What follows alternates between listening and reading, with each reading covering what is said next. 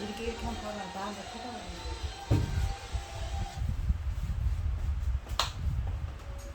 모르겠네.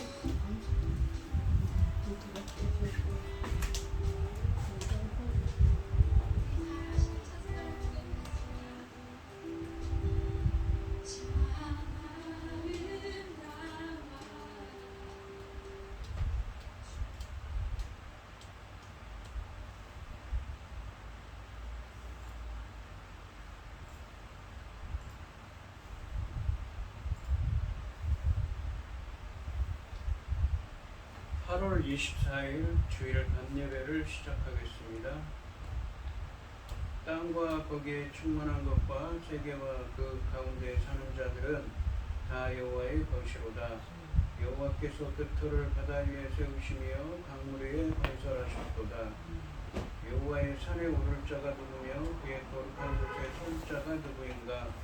곧 손이 깨끗하며 마음이 청결하며 뜻을 허탄한 데 두지 아니하며 거짓 맹세하지 아니하는 자로다. 그는 여호와께 복을 받고 구원의 하나님께 의를 얻으리니 이는 여호와를 찾는 족속이요 야곱의 하나님의 얼굴을 구하는 자로다. 아멘. 저희들을 창세전에 택정하시고 여기까지 인도해 주신 주님 감사드립니다. 오늘 예배 가운데 임재하여 주시고 이 예배가 신령과 진정으로 드려지는 예배가 되게 하여 주시옵소서. 이 모든 말씀 거룩하신 예수님의 이름으로 기도드립니다. 아멘. 사도신경 하시겠습니다.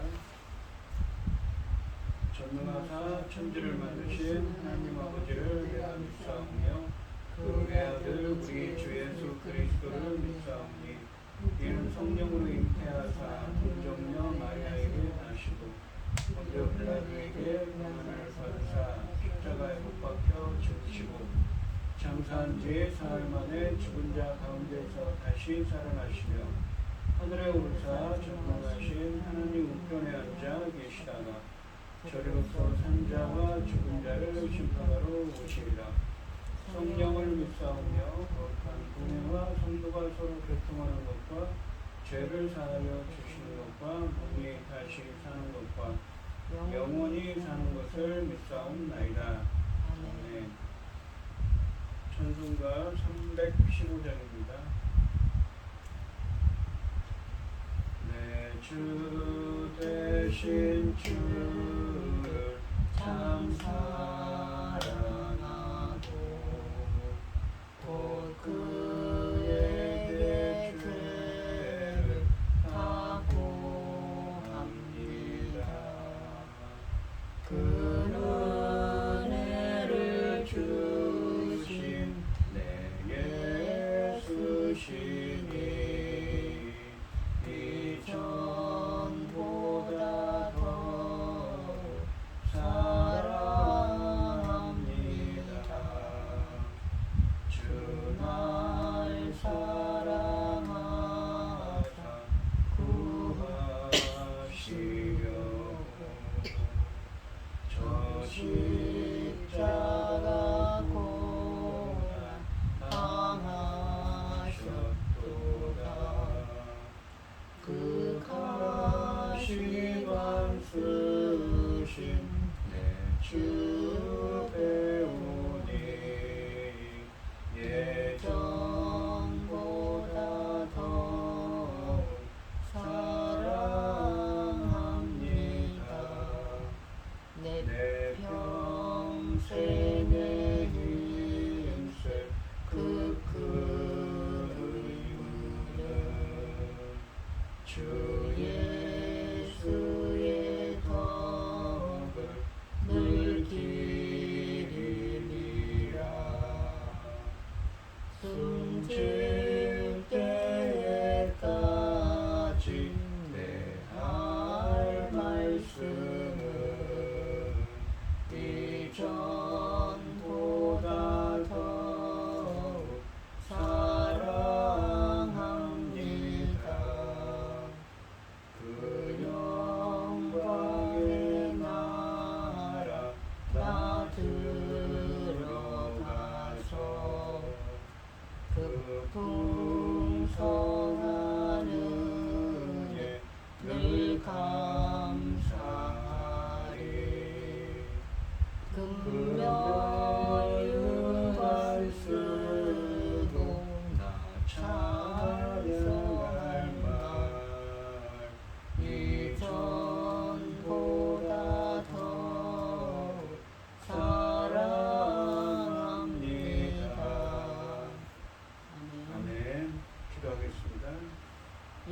여호와께 감사하고 그의 이름을 불러 아뢰며 그가 하는 일을 만민 중에 알게 할지어다. 아멘. 그에게 노래하며 그를 찬양하며 그의 모든 기이한 일들을 말할지어다. 그의 거룩한 이름을 자랑하라. 여호와를 구하는 자들은 마음이 즐거울지로다. 여호와와 그의 능력을 구할지어다. 그의 얼굴을 항상 구할지어다. 아멘. 천지 만물을 지으신 전능하신 하나님 아버지, 어리석고 보잘것없는 저희를 자녀 삼으시고 아버지의 그 크신 사랑 가운데 살아가게 하심을 참으로 감사드립니다. 전능하신 하나님 아버지, 세상은 온통 어지럽고 질서를 잡을 수 없는 이 상황에 있습니다. 아버지 하나님, 저희 나라 대한민국을 기억하여 주시고 전쟁으로부터 모든 재난으로부터 지켜주셔서 하나님의 그 높으신 그 크신 사랑, 그 크신 희생, 아버지 하나님 늘 기억하고 하나님께 늘 감사하는 이 민족이 될 수 있도록 도와주시옵소서. 전능하신 하나님 아버지, 하나님께서 기뻐하시는 한동안이 있었습니다. 이 나라에 아버지 하나님 저희들 용서하여 주시고 아버지 하나님 기뻐하신 이 나라 이 민족 될 수 있도록 도와주시옵소서. 저희는 어리석지 않습니까? 그래서 하나님 기뻐하시지 않는 그 길로 갈 수도 있었습니다. 도와주시옵소서. 그러나 아버지 하나님 이 민족이 하나님 기뻐하시는 이 민족이 될 수 있도록 다시 발걸음을 돌이켜 싸우니 아버지 하나님 그 크신 은혜를 널리 펼치사 정말 이 민족이 하나님 기뻐하시는 이 민족이 될 수 있도록 도와주시고 은혜 베풀어 주시옵소서. 전능하신 하나님 아버지, 큰 놀라운 역사 가운데 있는데 아버지 하나님 저희는 아버지 하나님 열매 거둘 시대를 하나님께서 열고 계시는 이 시대에 아버지 하나님 들어왔습니다. 전능하신 하나님 아버지, 이 중대한 시대에 사랑하는 종 열매 거둘 말씀으로 강단에 세우셨으니 아버지 하나님 이 말씀으로 아버지께서 기뻐 받으실 열매들이 넉넉히 나올 수 있기를 간절히 소원하옵고 이 모든 말씀 억만 죄악 가운데서 우리를 구원하여 주신 예수 그리스도 이름으로 기도드리옵나이다. 아멘. 오늘 함께 하실 하나님의 말씀은 시편 33편 1절에서 11절까지 말씀입니다. 시편 33편 1절에서 11절입니다. 교독을 하겠습니다. 제가 먼저 읽겠습니다. 너희 의인들아 여호와를 즐거워하라. 찬송은 정직한 자들이 마땅히 할 바로다. 수금으로 여호와께 감사하고 열줄 비파로 찬송할지어다. 새 노래로 그를 노래하며 즐거운 소리로 아름답게 연주할지어다. 여호와의 말씀은 정직하며 그 행하시는 일은 다 진실하시도다. 그는 공의와 정의를 사랑하시며 세상에는 하나 여호와의 인자하심이 충만하도다. 여호와의 말씀으로 하늘이 지음이 되었으며 그의 만상을 그의 입 기운으로 이루었도다. 그가 바닷물을 모아 무더기같이 쌓으시며 깊은 물을 곳간에 두시도다. 온 땅은 여호와를 두려워하며 세상의 모든 거민들은 그를 경외할지어다. 그가 말씀하심에 이루어졌으며 명령하심에 경고에 있었도다. 여호와께서 나라들의 계획을 폐하시며 민족들의 사상을 무효하게 하시도다. 여호와의 계획은 영원히 서고 그의 생각은 대대에 이르리로다. 아멘. 아멘. 찬송가 401장입니다. 주의 곁에 있을 때 많이 든든하오니 주여 내가 살 동안 인도하여 주소서. 주여 나를 인도하소서. 다른 세상 살 동안 주여 인도하소서.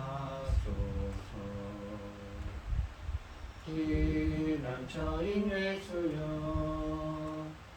세상 물결엄할 때 크시은혜 베푸사 나를 숨겨주소서. 주여 주여 나를 인도하소서. 바른 세상 살도록 주여 인도하소서. 세상 풍파 지나는 영화로운 나라와 눈물 없는 곳으로 들어가게 하소서. 주여 주여 나를 인도하소서. 바른 세상 살도록 주여 인도하소서. 아멘. 오늘 본문 말씀의 제목은 그의 생각은 대대에 이르리로다 입니다. 오늘 본문 말씀을 보시면 이 찬양 시편에서는 시인이, 그러니까 이 시편에서는 누가 지었는지 정확히 나오지 않습니다. 시인은 하나님을 함께 찬양하자고 다른 회중들에게 이 권면을 하고 있습니다. 그리고 그 하나님께서 찬양받아야 할 이유에 대해서 말씀하고 있습니다. 1절부터 3절까지 말씀에서는 찬양으로 초대를 하고 있습니다. 시인은 하나님을 예배하러 모인 회중들에게 여호와께 찬양하자고 초대하면서 시를 시작하고 있습니다. 1절 말씀에 보시면 너희 의인들아 여호와를 즐거워하라. 찬송은 정직한 자들이 마땅히 할 바로다 라고 되어 있습니다. 여기 보시면 의인들, 정직한 자들에게 즐거워하라, 찬양하라는 의미입니다. 찬양하고 마땅히 찬양하는 것은 하나님께 의인과 정직한 자들이 마땅히 할 바로다 라고 하십니다. 여기 보시면 의인이라고 번역된 이 히브리어는 원래 이 의롭다는 건 하나님의 속성인데 이것이 사람에게 쓰여지면 하나님이 보시기에 그 사람이 의의 기준에 부합했다, 하나님이 그 사람을 인정했다, 하나님이 그 사람을 기뻐하신다의 의미입니다. 정직하다 이 말은 정직함이라는 의미도 있고 또 올바른이라는 의미도 있습니다. 의인은 하나님이 인정하시는 자, 기뻐하시는 자를 의미합니다. 회중들은 의인들과 정직한 자들이라고 불리는데 이것은 하나님과 그의 말씀에 헌신하며 그 말씀대로 의롭고 정직하게 올바르게 살려고 힘쓰는 자들이 하나님의 존전에서 예배드릴 수 있음을 보여줍니다. 시편 1편 15절이나 24절 그리고 시편 100편 4절 같은 말씀에 따르면 오직 의인들과 정직한 자들만이 거룩한 성산, 성전으로 들어가서 주님 앞에 설 수 있다고 설명하고 있습니다. 상반절에서 즐거워하라로 번역된 단어는 하나님의 구원과 통치에 대해 회중들이 기쁘게 환호하는 반응으로서의 찬양을 의미합니다. 하반절에서 찬송은 정직한 자들이 마땅히 할 바로다 라고 말한 것은 예배자들이 이 뒤에 있는 4절부터 19절까지 말씀에서 노래할 하나님의 놀라운 창조와 구원을 경험했기에 그래서 이러이러한 이유 때문에 주님을 찬양하자고 하고 있는 것입니다. 그것에 대해서 여호와께 감사하며 찬양을 올려드리는 것은 마땅히 해야 할 적합한 반응이라는 의미입니다.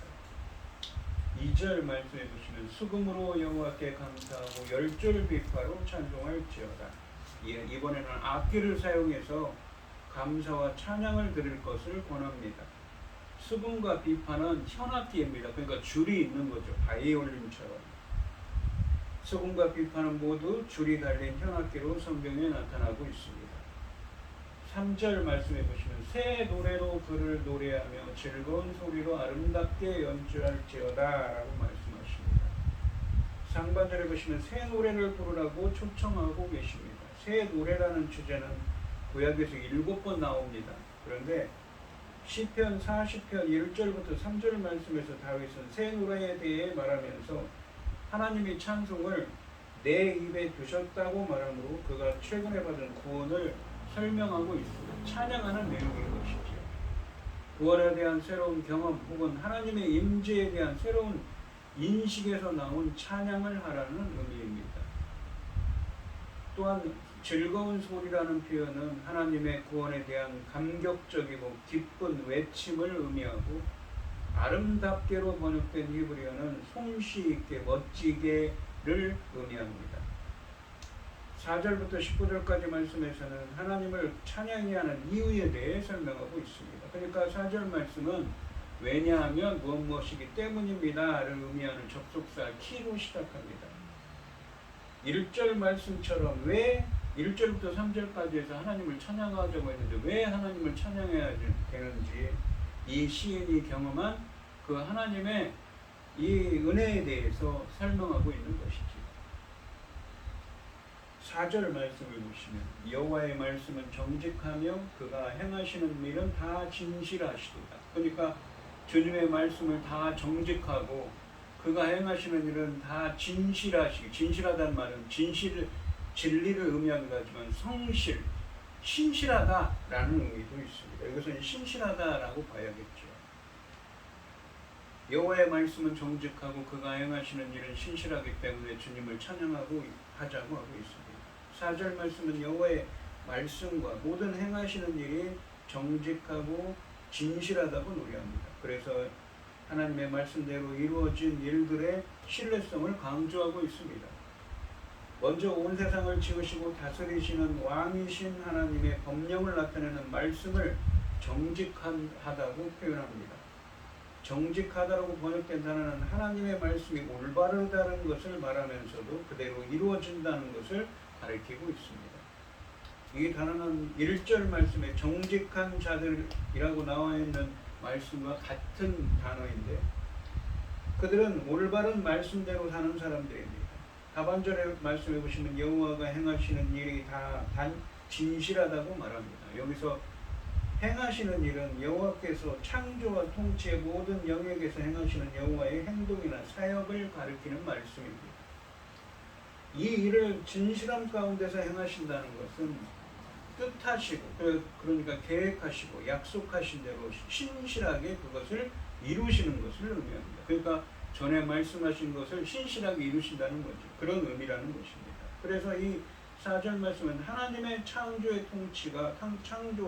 통치가 하나님이 말씀하신 대로 정확하고 신실하게 이루어졌음을 의미하면서 하나님의 창조와 통치가 무질서하거나 거짓되거나 변덕스럽지 않고 질서정연하고 바르고 믿을만하기 때문에, 그렇기 때문에 하나님을 찬양하자고 하고 있습니다. 5절 말씀해 보시면 그는 공의와 정의를 사랑하시며 세상에는 여호와의 인자하심이 충만하도다 라고 되어 있습니다. 여기 보시면 아까 의인이라고 번역된 이 히브리어와 여기서 공의라고 번역된 히브리어가 같은 어원입니다. 의미가 같죠. 근데 여기서는 조금 다릅니다. 아까 의인이라고 하면 하나님이 인정했다 그러죠. 근데 이 공의라는 개념은 여기서는 어떤 의미냐면 하나님과 인간 사이의 바른 관계를 규정하는 하나님의 공정하신 심판을 의미합니다. 우리가 십계명에 보시면 제1계명부터 너는 나 외에는 다른 신을 섬기지 말라, 우상을 섬기지 말라, 이 하나님을 망령되이 일컫지 말라 라고 말씀하십니다. 그러한 것들은 하나님과 인간 사이에 있는 거죠. 관계에 대한 것이죠. 그런데 정의는 무엇입니까? 공의가 하나님과 인간 사이의 바른 관계에 관한 것이라면 이 정의는 좀 윤리적입니다. 다시 말해서 사람과 사람 사이의 관계입니다. 우리가 십계명에 보시면 제6계명부터 살인하지 말라, 간음하지 말라, 도둑질하지 말라, 내 이웃에 대해서 거짓 증거하지 말라 같은 말씀은 정의로운 거죠. 이렇게 공의와 정의를 하나님은 사랑하신다고 하십니다. 세상에는 여호와의 인자하심이라는 것은 언약에 기반한 신실한 사람 헤세드를 의미합니다. 신실하심이 충만하도다. 그렇기 때문에 주님을 찬양하자고 합니다. 상반절에 보시면 그는 공의와 정의를 사랑하시며 라고 말합니다. 하나님의 말씀과 하시는 일이 그분이 공의와 정의를 사랑하시는 분임을 드러낸다는 의미입니다. 공의가 아까도 말씀드린 것처럼 하나님과 인간 사이의 바른 관계를 규정하는 하나님의 공정하신 심판이라면, 정의는 인간과 인간 사이의 바른 관계를 규정하는 하나님의 공정하신 심판을 의미합니다. 공의와 정의는 하나님의 통치의 기초이자 하나님 나라 법의 핵심적인 두 가지 정신으로서 하나님 나라 왕들과 백성들이 반드시 가져야 했던 성품이었습니다. 그래서 1절에서는 이런 성품을 가진 하나님의 백성들을 의인들로 부르고 있습니다. 창조 세계와 역사 모두에 하나님의 올바른 질서인 공의와 정의가 반영되어 있습니다.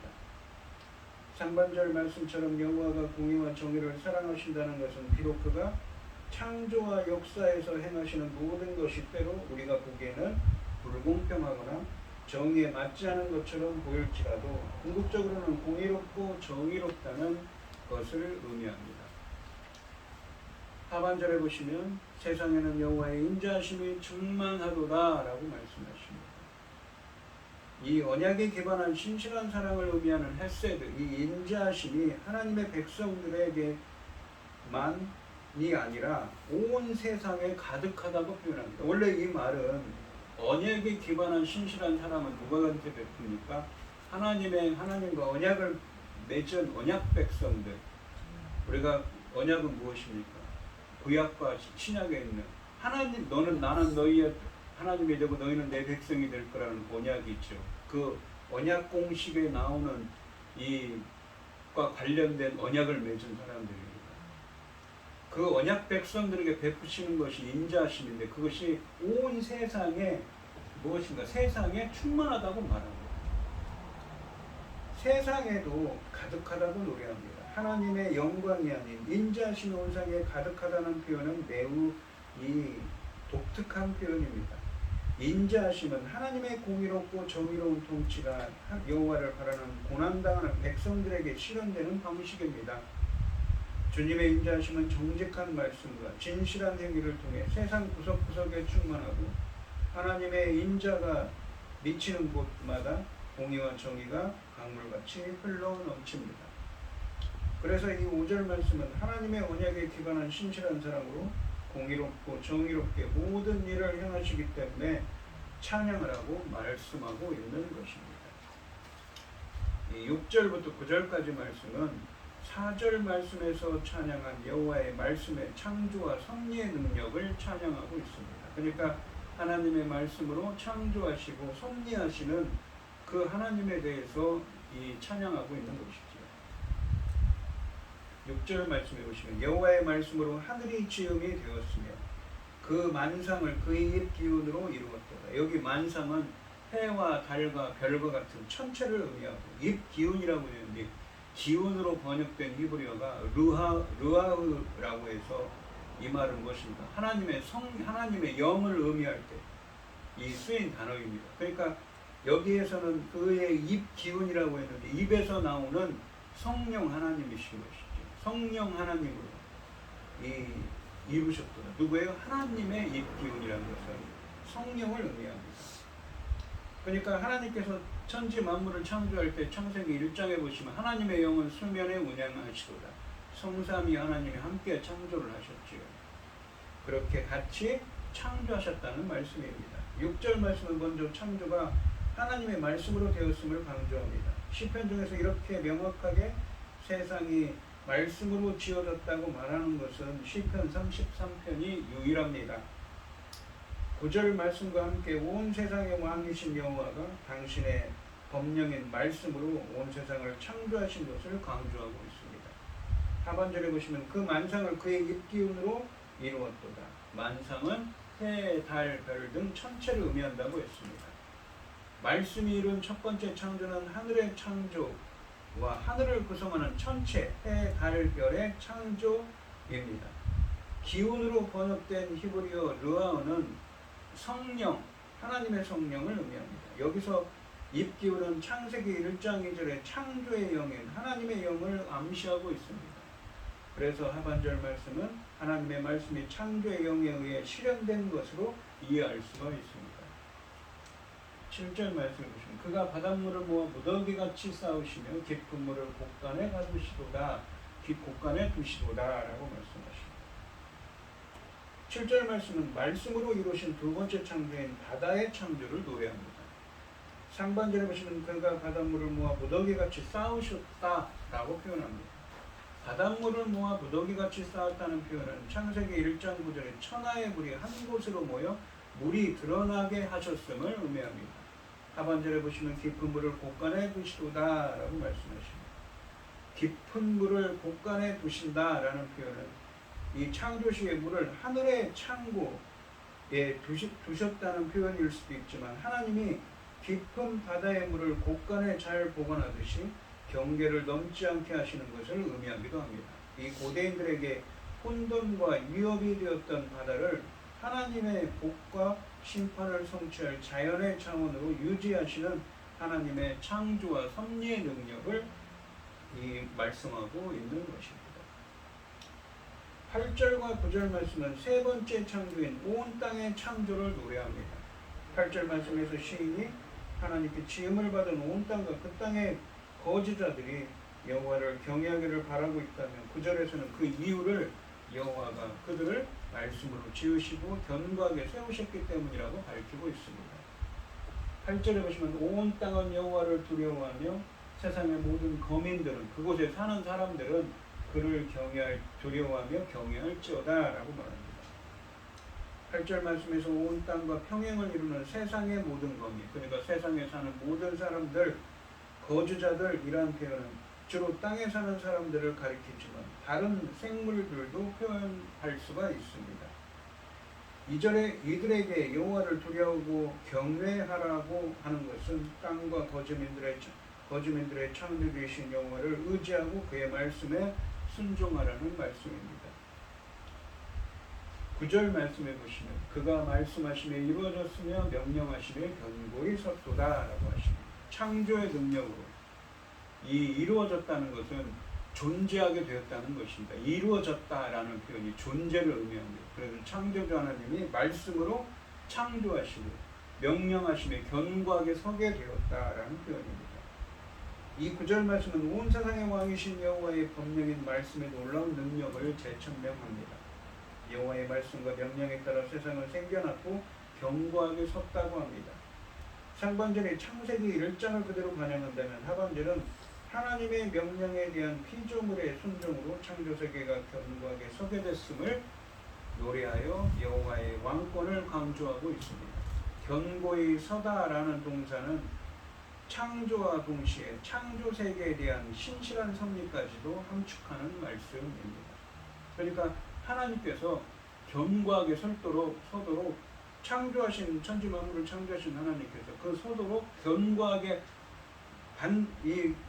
반석 위에 설 수 있도록 견고하게 할 수 있도록 주님께서 역사하셨다, 섭리하셨다는 의미입니다. 10절 말씀해 보십니다. 여호와께서 나라들의 계획을 폐하시며 민족들의 사상을 무효하게 하시도다. 나라들, 민족들, 그러니까 이방인들이지요. 이방 나라들의 계획과 사상을, 생각들을 폐하시고 무효하게, 그러니까 효과가 없게, 무의미하게 만드셨다는 것입니다. 8절 말씀처럼 여호와께 처음 받은 창조 세계가 그분에게 보여야 할 유일한 가능은 경외하는 것뿐입니다.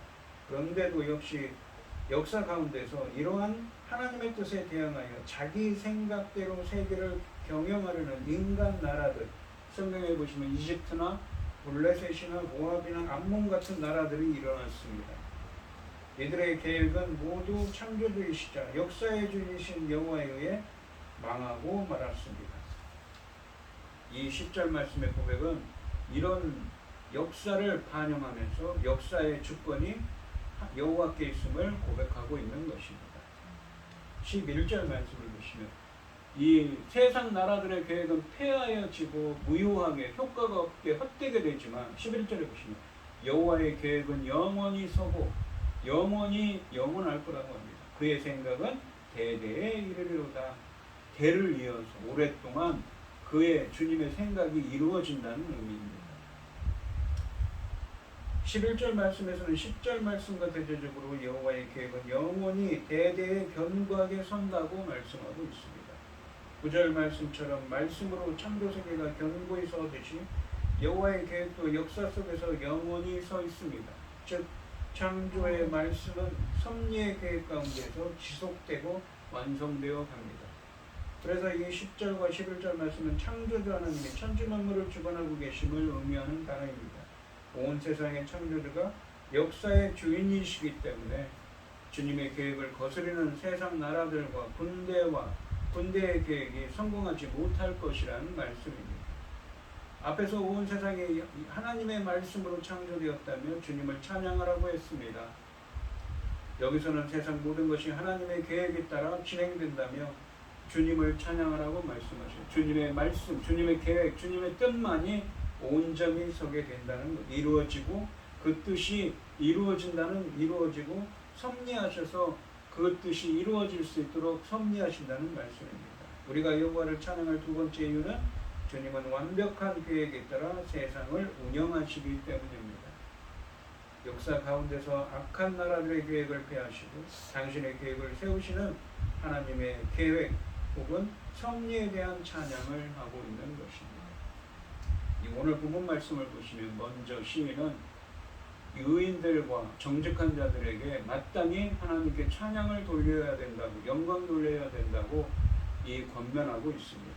이렇게 의인들과 정직한 자들이 하나님을 찬양해야 하는 이유에 대해서 4절 말씀부터 설명하는데, 먼저 하나님의 창조와 통치가 하나님이 말씀하신 대로 정확하고 신실하게 이루어졌기 때문이라고 말씀하십니다. 또한 하나님은 언약에 기반한 신실한 사랑으로 공의롭고 정의롭게 모든 일을 행하시기 때문에 찬양하라고 말씀하십니다. 그분은 인자하신 분이고 공의와 정의를 행하시는 진실하신 분이기 때문에 찬양하라고 했죠. 온 땅과 땅의 거주자들이 여호와를 경외해야 하는 이유는 오직 여호와만이 말씀으로 온 세상을 창조하고 섭리하시는 유일한 왕이시기 때문이라고 했습니다. 하나님의 뜻에 대응하여 자기 생각대로 세계를 경영하려고 한 인간 왕들은 그 인간 왕들이 있었지만 이들의 계획은 모두 창조주이시자 역사의 주인이신 여호와에 의해 망하고 말았다고 표현합니다.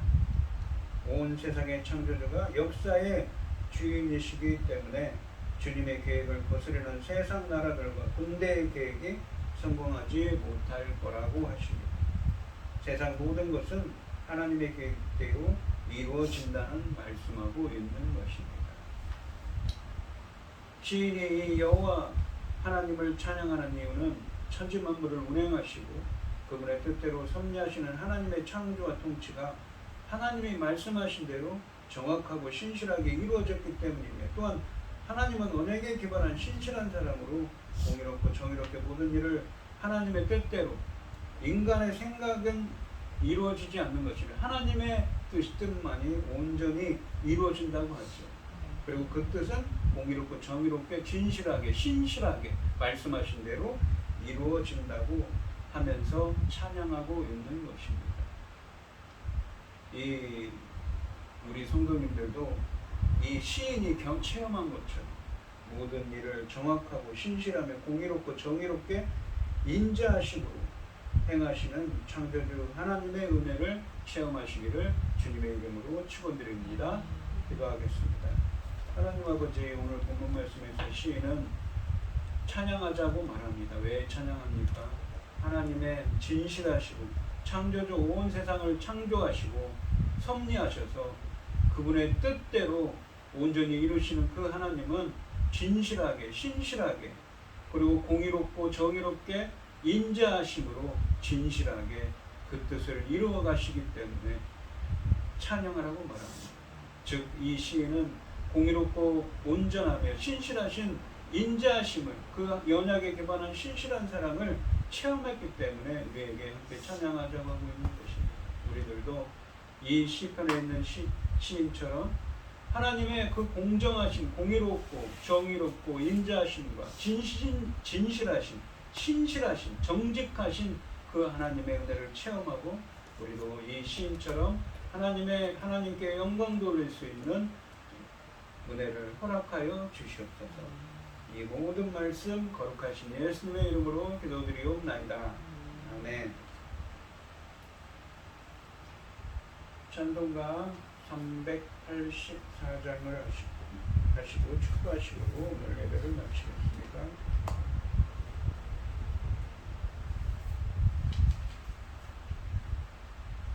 나의 갈 길 다가도록 예수 인도하시니 내 주 안에 있는 그를 어찌 의심하리요. 믿음으로 사는 자는 하늘 위로 받겠네. 무슨 일을 만나든지